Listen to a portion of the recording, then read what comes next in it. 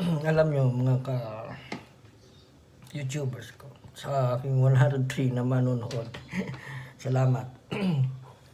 Nung araw kasi, ako kasi po sa ngayon, hindi naman po ako sa nagmamayabang, business decision po ito. Nalipat po ako sa reporting regional na. So, alam nyo naman po, pag sinabi regional, puro English. Bawal ang Tagalog doon kasi yung boss ko taga Thailand. So, siyempre pag may mga meeting, training, kailangan siyempre English ang sasagot natin. Hindi naman tayo pwedeng mag Tagalog o ano na. So, kahapon kasi kausap ko, nanawagan ako sa telepono. Ako'y kinakabahan. Ako, yari, sabi ko yung boss ko. Hindi pa naman ako prepare. Siyempre, tanong. Nakakasagot naman po tayo ng maayos. Kasi alam nyo po, ang mga Bicolano, bata pa lang ako, magagaling na sa English. Hindi naman ako sa nagbubuhat ng bangko. Totoo po ito. Nung araw, ako po grade 1 pa lang. Ay, di pa nga ako nag-aaral Parang 5 years old, marunong ako mag-English. At least, dalawang English ang alam ko na nun. Oo. Alam niyo po kung ano yun. Ito po. Tukaw at tindog. Yan. Di ba? Yung mga Bicolano, alam yan. Di ba English? Di ba? Kaya, double meaning, no? Kasi may parehong tunog yan sa Bicol salitang Bicol. Ang tukaw kasi, upo. Ibig sabihin ng upo. Pag tindog naman po, ibig sabihin tayo. Di ba English at Bicol, pinag-combine, di ba? Kaunting kalaman, bago habang tayo nag-ginger tea. Di ba? Yun lang naman. Kasi, alam mo naman, sabi nga nila, pagka mga Cebuano, gagaling mag-English. Ito naman. Yan naman po yun ang pag-aaralan. Don't talk to me when my mouth is full. Ano ba bang alam ko? Yes, I know. Yes, I know. No. Yes. Naloko na.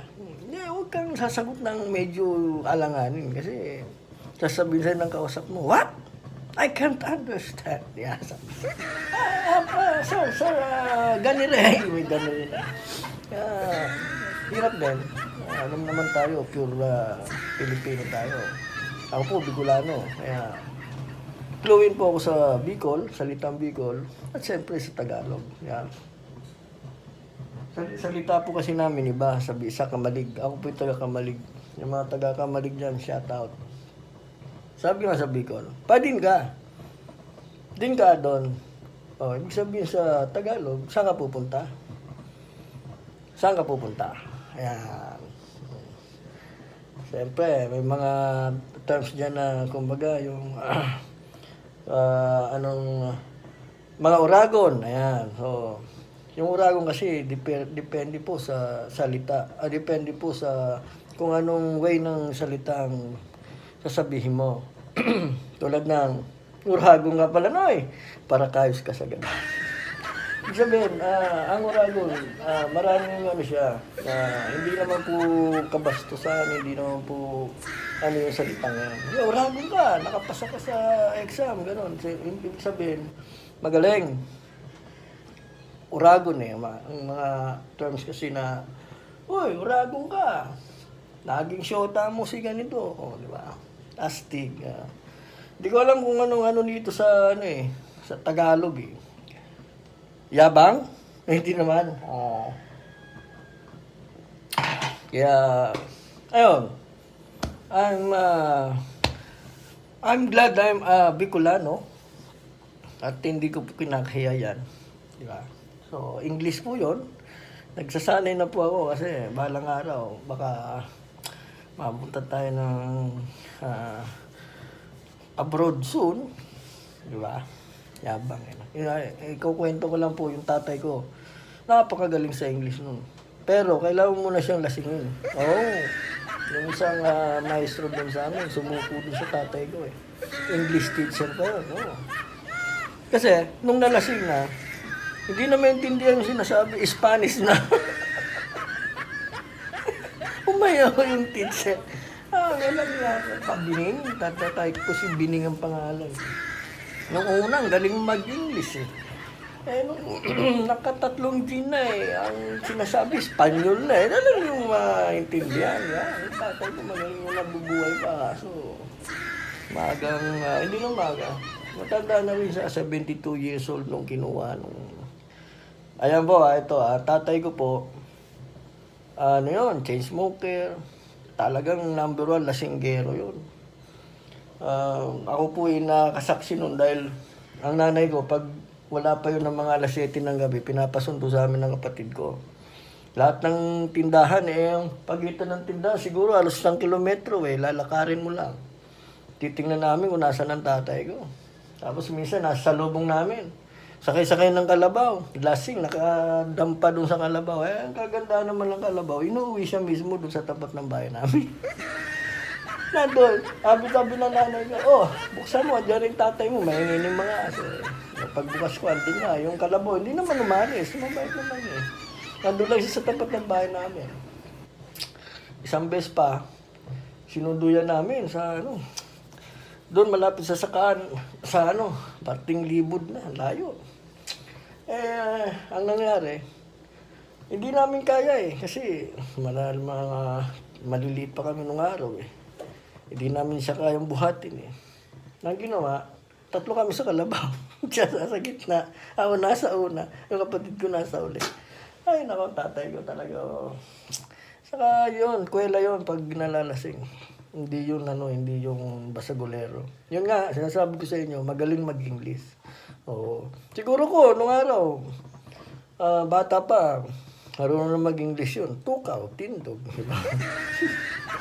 Ay, na.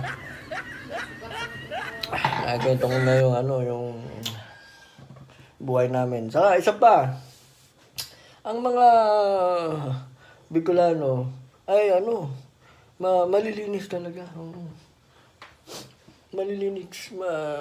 Malilinig na sa katawan, sa bahay, di ba? Kaya minsan nga nung sumakay ako ng bus, biyaheng Bicolano biyaheng Legazpi, Naga, Legazpi. Sabi ko, ayos to ang ganda ng pangalan ng bus Super linis. Sabi ko na nga malilinis sa mga Bicolano. Pati yung bus, tingnan mo. Super linis. Di ba? Sabi ko, kapunta ko yung Bicol. Hindi, habang nasa loob, aircon, siyempre. Sa ngayon, uso ng air condition. May CR pa sa loob ng bus Di pag upo ko, nakita ko na naman yung signboard. Nandun sa may upuan. Sa likod ng upuan, di ba? Pag nakaupo ka, mayroong isang dito, upuan. Tapos may naka-signboard. Super linis. Di ba dati? Sabi ko, bawal talaga magkalat dito Paano ka pagalitan ako ng konduktor? Super linis diba? Ayun, kwento lang. Kaming mga malilinis kami. Sa paligid natin.